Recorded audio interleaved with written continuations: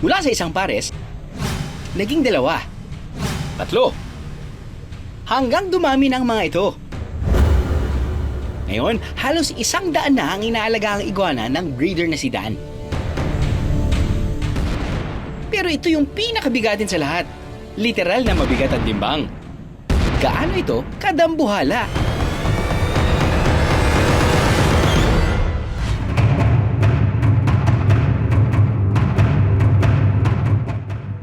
Sa bahay na ito, mas marami pa raw ang mga hayop na nakatira kaysa sa tao. Dan!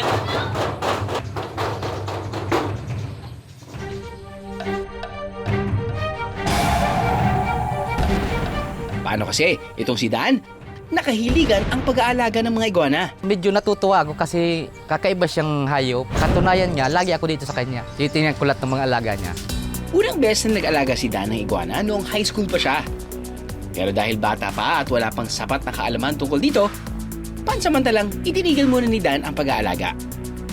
Year 2021, naisipang ko ulit na mag-alaga. Kaya kumuha akong isang pares ng iguana.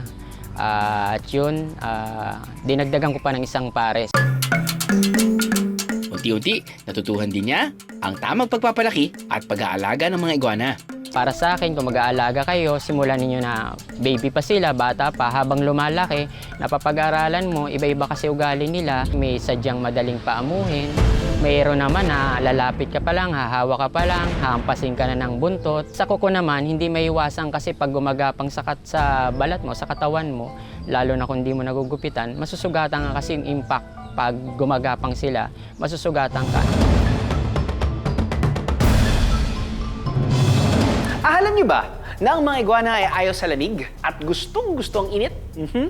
Para pala talagang sa summer heat ng Pilipinas sa mga iguana. Pero kahit mainitin ang mga ito, marunong silang lumangoy. Sila rin ay herbivore o kumakain lang ng mga halaman. Kadalasang mahabang lifespan ng mga iguana na umaabot ng 15 to 20 years. Nagpapalit din sila ng balat at buntot. Isa ang iguana sa pinakamatalinong uri ng reptile. Kaya nilang maalala at mamukha ng kanilang mga owner. Ang pagkagiliw sa iba't ibang kulay ng iguana naman ang dahilan kaya unti-unting naparami ni Dan ang kanyang mga alaga. Naisipan ko magparami ng iguana kasi natutuwa ako sa mga nakikita kong mga breeder na nakakapagpalabas sila ng iba-ibang bloodline o morph, iba-ibang kulay. Green, red, red hypo. Ito na ang mga kulay ng iguana na alaga ni Dan.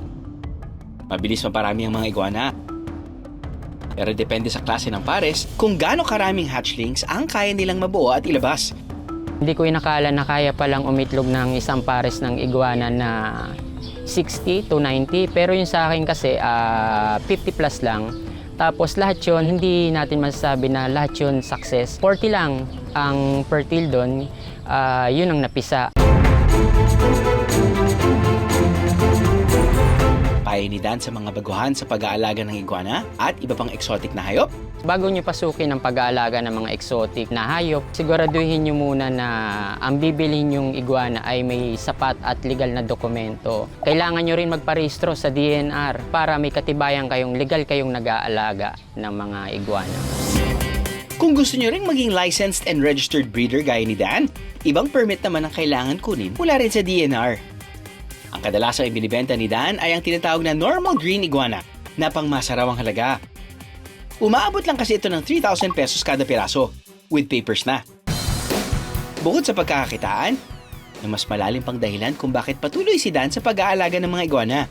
Malaking tulong sa akin yung sa mental health ko yung pag-aalaga ng iguana. Stress reliever siya, nakatanggal ng pagod, problema. Doon pa lang sulit ka na eh. Balikan natin ang isa sa mga pinaka-espesyal niyang alaga.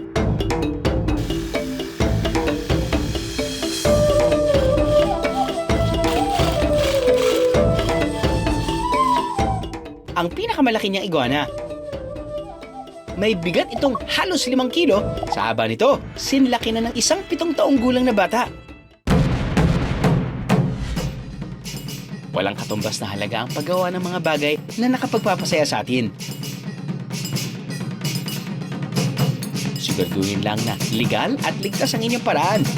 Para sa huli, walang sisihan. Aha!